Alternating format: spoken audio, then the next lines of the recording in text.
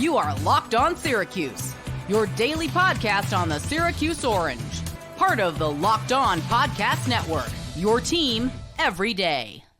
So a reporter asked Fran Brown during his media availability about last season with Kyle McCord and whether or not the success was due to Kyle McCord or the system in general. And Fran Brown gave the correct answer. I don't even think it was him giving the politically correct answer. I think it was straight up the correct answer, which was that it was a combination of both.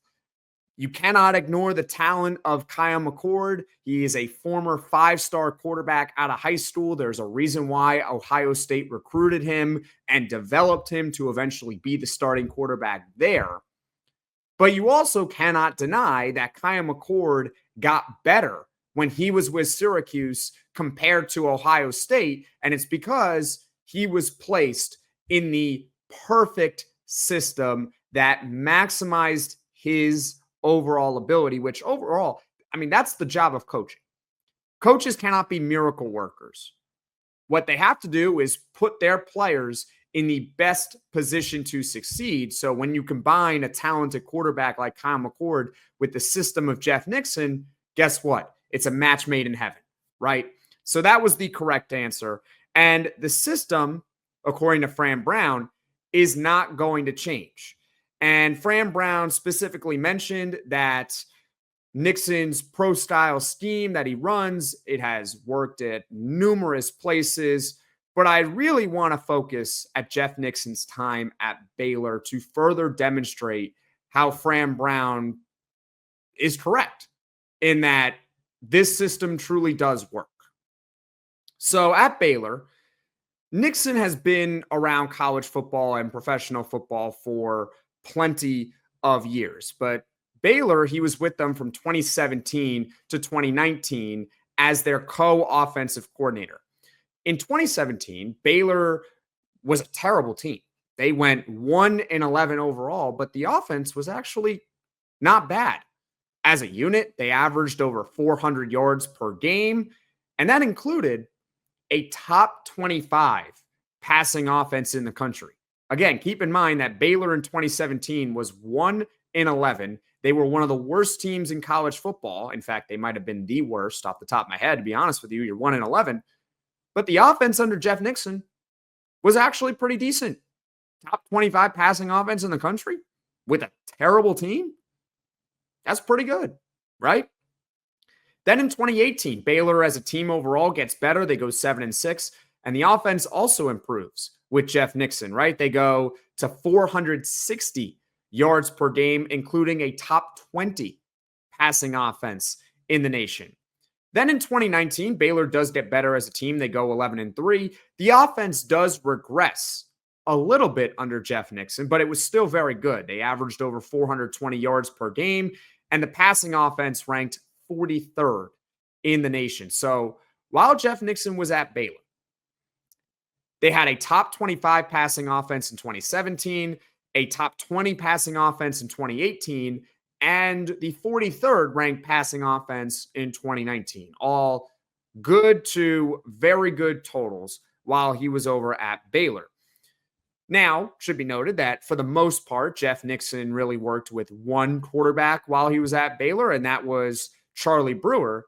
But it should also be noted that Charlie Brewer was good with Jeff Nixon at Baylor, and he was not the same when Jeff Nixon left. And this is no shot against Charlie Brewer because a lot of it honestly was not his fault, but the facts are the facts. In 2019, Charlie Brewer, he averaged over 225 passing yards per game, and he had a touchdown interception ratio of 21 touchdowns, 7 interceptions. So that is a 3-to-1 ratio right there. Then in 2020, so his first year without Jeff Nixon as his offensive coordinator, he averages less than 200 passing yards per game, 14 touchdowns to 8 interceptions. So his touchdown to interception ratio in 1 year without Jeff Nixon goes from 3-to-1 to less than 2-to-1. Brewer then, over the next couple of seasons, he transfers to Utah and Liberty. Unfortunately, he deals with injuries and he was never the same quarterback. Again, it's not to put down Charlie Brewer, but more so about how Jeff Nixon maximizes players.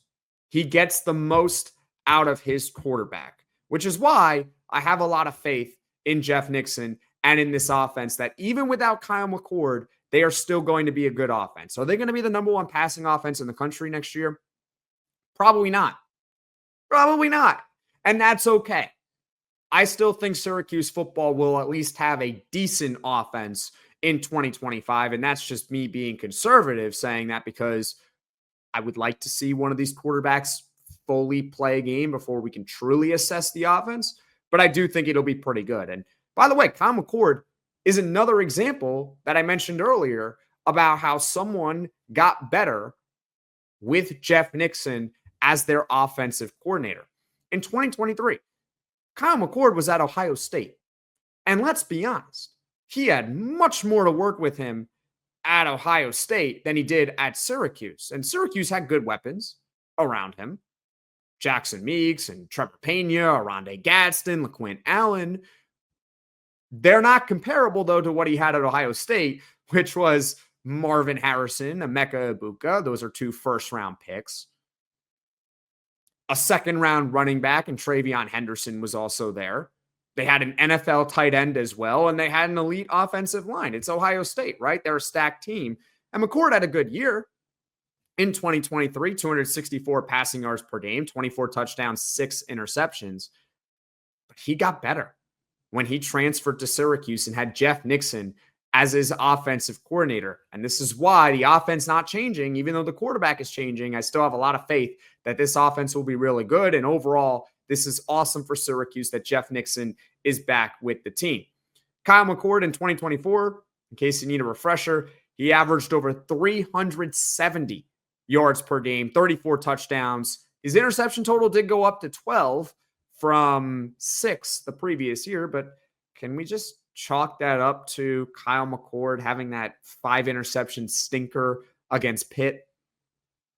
Because after the Pitt game, he only threw 1 more interception in the final 6 games of the year. So I don't think he necessarily turned the ball over that much more. He just had 1 horrific game against the Pitt Panthers. There is a reason why Syracuse did everything it could to keep offensive coordinator Jeff Nixon. For those that need a refresher on this, earlier this offseason, it was a legitimate concern that Jeff Nixon was going to leave Syracuse. It was. He was popping up in a couple of head coaching searches, some minor ones in college football, but still his name was popping up around there. And if you're an offensive coordinator and you get a head coaching opportunity, I mean, that's a promotion, right? So you always have to take that seriously. And also, Jeff Nixon got an interview for the Houston Texans offensive coordinator job in the NFL. But Syracuse, ultimately, they ponied up the money. They gave him a contract extension. He is back with the team. The system, according to Fran Brown, is not going to change. Do I anticipate that the offense will be as good as it was last season, which was basically the best offense in college football? Probably not. But the main takeaway should be the offense will still be good.